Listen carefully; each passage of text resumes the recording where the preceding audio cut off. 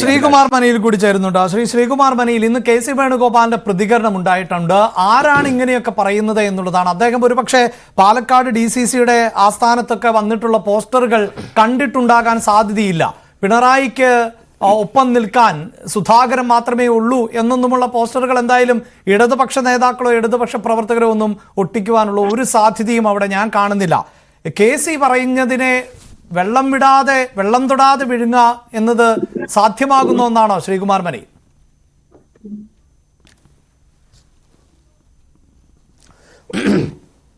അല്ല അഭിലാഷ, ഈ കെ സുധാകരനെ മാറ്റും എന്നുള്ളൊരു തീരുമാനം കോൺഗ്രസ് ഹൈക്കമാൻഡ് എടുത്തിട്ടുണ്ടോ എന്നുള്ള ചോദ്യമാണ് ഇതിനകത്ത് ഉയർന്നു വരേണ്ടത്.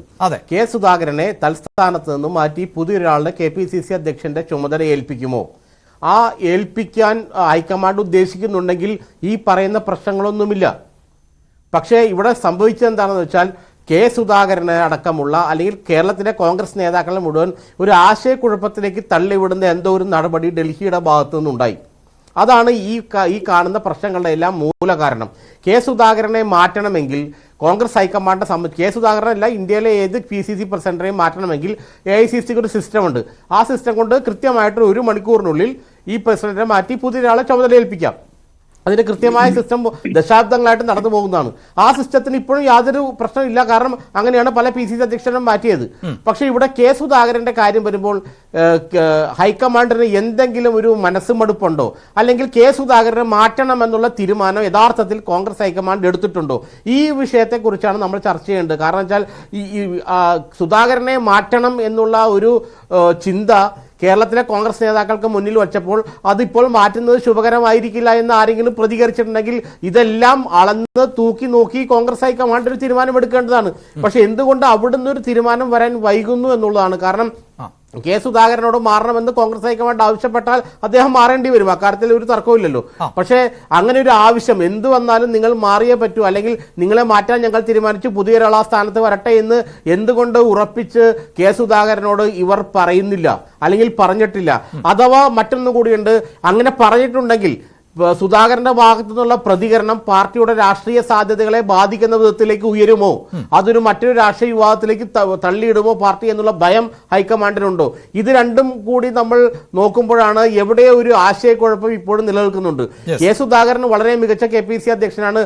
എന്റെ ഒരു കാഴ്ചപ്പാടിൽ അദ്ദേഹത്തെ ഇപ്പം മാറ്റേണ്ട യാതൊരു ആവശ്യമില്ല. കാരണം കഴിഞ്ഞ 4 വർഷവും വളരെ മികച്ച രീതിയിൽ അദ്ദേഹം പ്രവർത്തിച്ചു.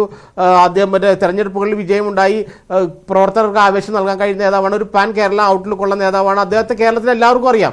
അപ്പോൾ അദ്ദേഹത്തെ മാറ്റുമ്പോൾ അതേ സ്റ്റേച്ചറിലുള്ള ഒരു നേതാവിനെങ്കിലും ഹൈക്കമാൻഡ് കണ്ടെത്തണമല്ലോ. അങ്ങനെ കണ്ടെത്തിയിട്ടുണ്ടോ? അല്ലാണ്ട് നമ്മൾ ഈ പറയുന്ന പേരുകളൊന്നും കരുണാകരന്റെ ഈ കെ സുധാകരന്റെ സ്റ്റേച്ചറിനൊപ്പം നിൽക്കുന്ന പേരുകളല്ല. അപ്പോൾ സുധാകരനെ മാറ്റുമ്പോൾ സുധാകരനേക്കാൾ മികച്ച ഒരാളെ എല്ലാ സ്ഥാനത്ത് വെക്കേണ്ടത്. പക്ഷെ അങ്ങനെ ഒരു തീരുമാനം ഹൈക്കമാൻഡ് എടുത്തിട്ടുണ്ടോ?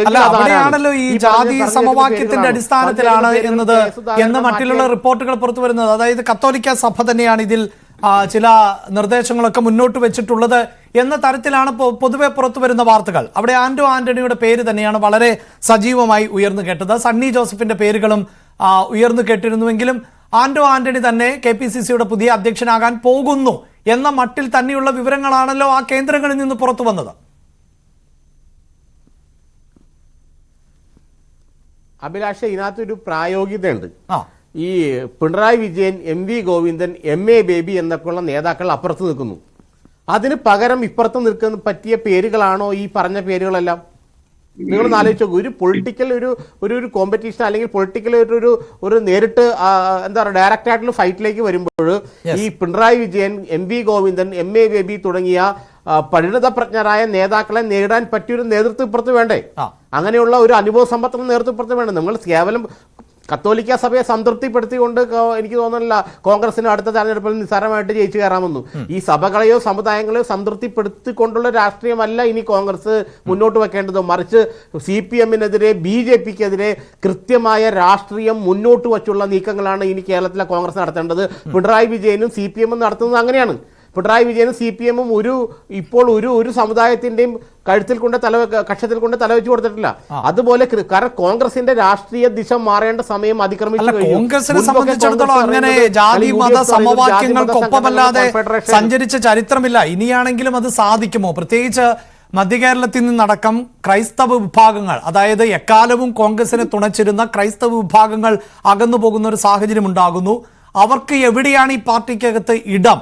അവർക്ക് പാർലമെന്ററി രംഗത്തടക്കം കോൺഗ്രസ് എത്രത്തോളം പരിഗണന നൽകിയിട്ടുണ്ട്? ഇത്തരം ചോദ്യങ്ങൾ ഉയരുന്നു. അത് കോൺഗ്രസിനെ ആശങ്കപ്പെടുത്തുന്നു എന്ന വിവരങ്ങളാണല്ലോ ഇപ്പോൾ പുറത്തു വന്നിട്ടുള്ളത്.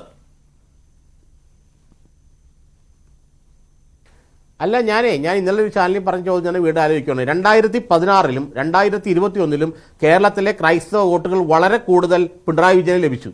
എന്തുകൊണ്ടാണ് പിണറായി വിജയൻ CPM-ന് ക്രൈസ്തവ വോട്ടുകൾ ലഭിച്ചത്? CPM മുന്നോട്ട് വെച്ച രാഷ്ട്രീയത്തിന്റെ മെറിറ്റ് എന്ന് തന്നെ ഞാൻ പറയാം അവിടെ. അല്ലെങ്കിൽ അവരുടെ സോഷ്യൽ എഞ്ചിനീയറിംഗിന്റെ മെറിറ്റ്, അവരുടെ രാഷ്ട്രീയം പോട്ടെ, അവരുടെ സോഷ്യൽ എഞ്ചിനീയറിംഗിന്റെ മെറിറ്റ്. കാരണം പിണറായി വിജയൻ കത്തോലിക്കനായതുകൊണ്ടാണോ ക്രിസ്ത്യാനികൾ കൂടുതലും, അല്ലെങ്കിൽ കേരള കോൺഗ്രസ് മാണി ഗ്രൂപ്പ് അപ്പുറത്ത് പോയതും ക്രൈസ്തവ മേഖലകളിൽ CPM-ന് വലിയ മുൻതൂക്കം? കാഞ്ഞിരപ്പള്ളി പോലത്തെ സ്ഥലത്ത് കേരള കോൺഗ്രസ് മാണിയുടെ ഇടതുപക്ഷത്ത് നിന്ന് ആൾ ജയിച്ചു, ചങ്ങനാശ്ശേരി ജയിച്ചു. ഇതൊക്കെ എന്താണ്? ക്രൈസ്തവർ നീ പറഞ്ഞ പോലെ മണ്ടന്മാരൊന്നുമല്ല എൻ്റെ അഭിലാഷേ.